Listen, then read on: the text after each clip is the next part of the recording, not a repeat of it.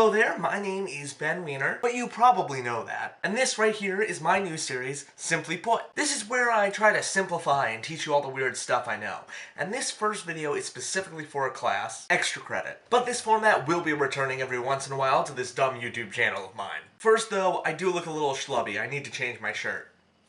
There we go. That's a little bit better. This may or may not be the only colored shirt I own. Let's get to it. Today's topic is villains in Gothic literature.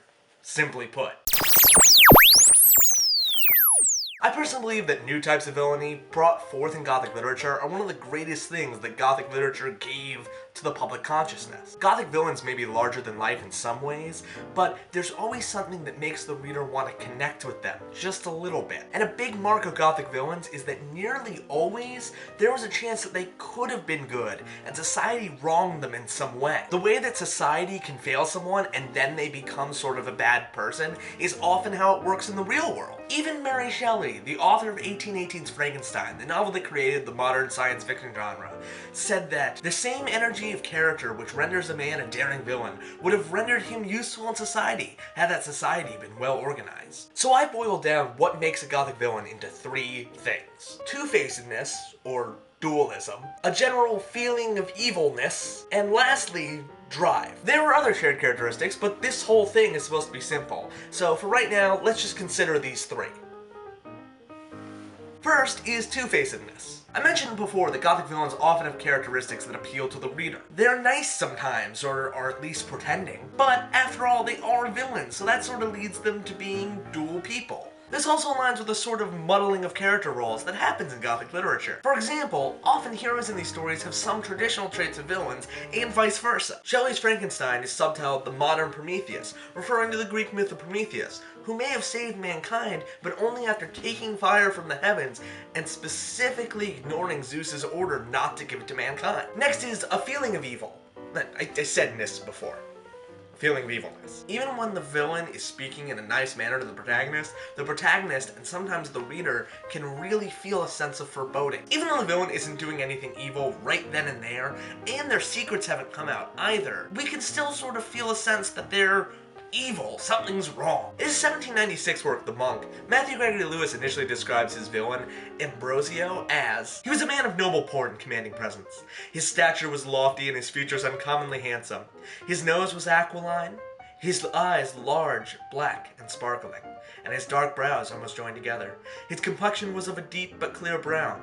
Study and watching had entirely deprived his cheek of color. Doesn't that passage just sort of feel a little bit evil? It also helps that his skin color, nose, and general appearance are far away from the English ideal of the time. This was a simpler time when it was pretty simple to see that wider meant better in a lot of these stories. Finally, Gothic villains normally have drive. They are passionate and driven in all of their causes. This normally manifests as them being controlling. Gothic villains are very much about controlling their environment and the actions of those around them. This often comes forth in an intention to imprison someone inside the novel, often the protagonist. Even more along that same line of control, often these villains have supernatural powers of some sort. This would be an unnatural way to persuade other characters and control their actions. So now is when I'm going to relate these concepts back to some text, but this is technically for a class, so I am biased towards the text we read.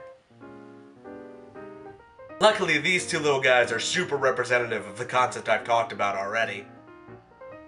In said class, I read the first true Gothic novel, Horace Walpole's The Castle of Otranto. The second edition even appropriately subtitles it A Gothic Story. The villain in this story is Manfred, the lord of the titular castle. This guy is all about control. At the beginning of the novel, his son is murdered by a falling helmet, and the plot deals with his attempts to straight up, Paula Abdul style, divorce his wife and marry the woman who was supposed to marry his son. Like the true Gothic villain he is, he even lies about his motives. Further regarding what I said, his luck is defined by a supernatural prophecy, almost a curse. This guy is full-on obsessed with control of his family.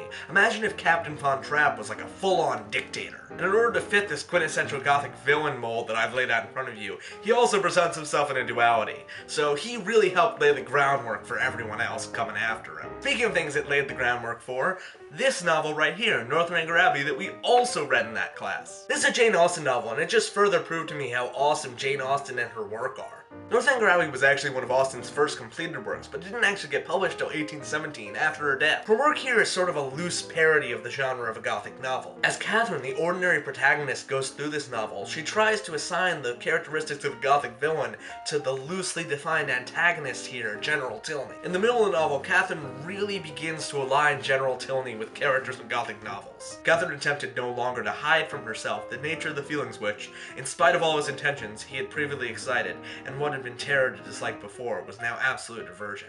Yes, aversion. His cruelty to such charming women made him odious to her. She had often read of such characters. She really had often read of such characters. Catherine in this novel is a huge fan of Gothic novels, her favorite being The Mysteries of Udolpho. Unfortunately for Catherine, but good for us, Austen kind of used this novel to deconstruct some of the stereotypes surrounding a Gothic novel. Nearly all ways Catherine paints General Tilney as a villain are false. She searches for his secrets and finds nothing. His secret papers turn out just to be laundry lists, and his wife is actually dead, not locked up somewhere inside of his house. Austen is just using this to paint Catherine as a character who knows no better. But now, you do. I think that now you probably know more about Gothic villains than when you started this video. Brilliance of YouTube is, if you have any questions, you can ask them in the comments, and I can do my best to answer them. If you liked what you saw today, you know where the like button is, and if you want to see more, then please subscribe. This has been Gothic Villains, simply put.